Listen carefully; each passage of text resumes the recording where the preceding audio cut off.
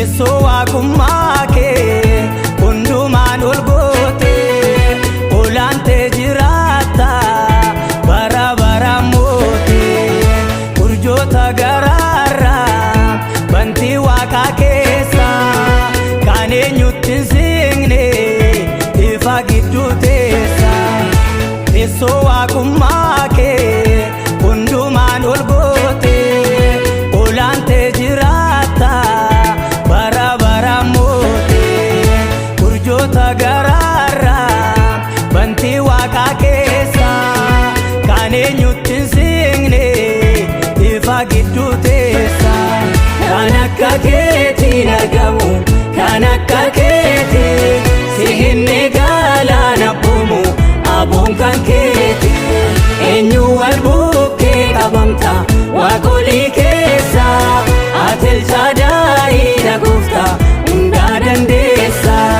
Hundumaan olii ati Waaqayyo kan sitti amanu hin qabuleeyyu gaafa dukkaanni hundumaa goolu warri maqaa kee waaman hin oolu. Guyyaa jijjiira oolchaan si jira yommuu dadhabu maqaan kan bira. Guyyaa jijjiira oolchaan si jira yommuu dadhabu maqaan kan bira. Guyyaa jijjiira oolchaan si jira yommuu dadhabu maqaan kan bira. Oolchaan si jira oolchaan si jira waaqii toloota hangafa luboota oolchaan si jira.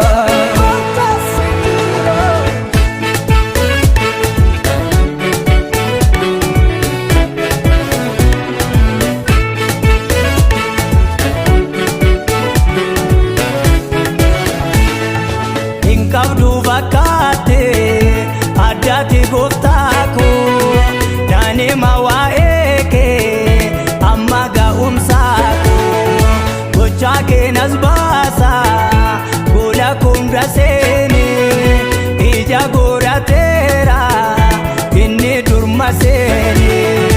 Hin qabdu fakkaate addaati gooftaa koo daanima waa'ee kee amma ga'umsaa koo gochaa keenas baasa gola kunda seene ija godhateera inni durma seene.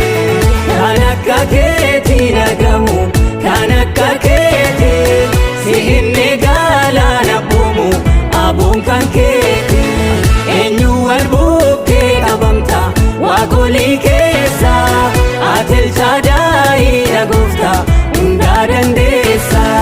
Hundumaan olii ati Waaqayyo kan sitti amanu hin qabuleeyyu gaafa dukkaanni hundumaa goolu warri maqaa kee waaman hin oolu. Guyyaa jijjiira oolchaan si jira yommuu dadhabu maqaan kan bira. Guyyaa jijjiira oolchaan si jira yommuu dadhabu maqaan kan bira.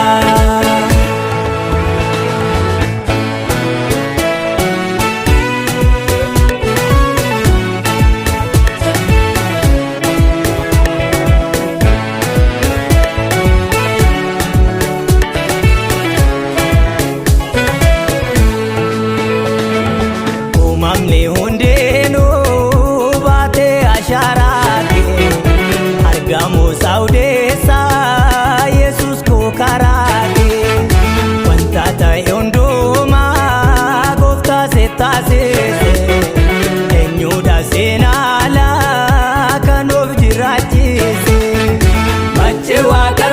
si faarfatu qulqulluu jedhani maqaa keetiif ulfina laatu fuula kee marsaani ati qulqulluudha Waaqayyo mudaa maalii qabda keetaaf fakkaattiin keen argamu hundumarraa adda.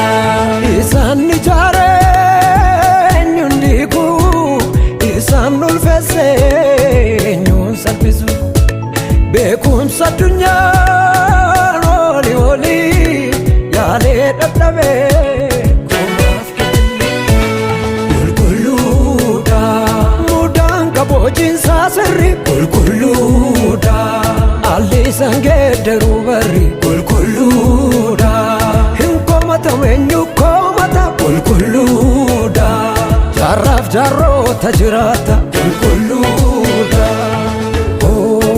Qulqulluudha Waaqayyo gooftaan machoo lafti hundinuu galata isaan guuteera.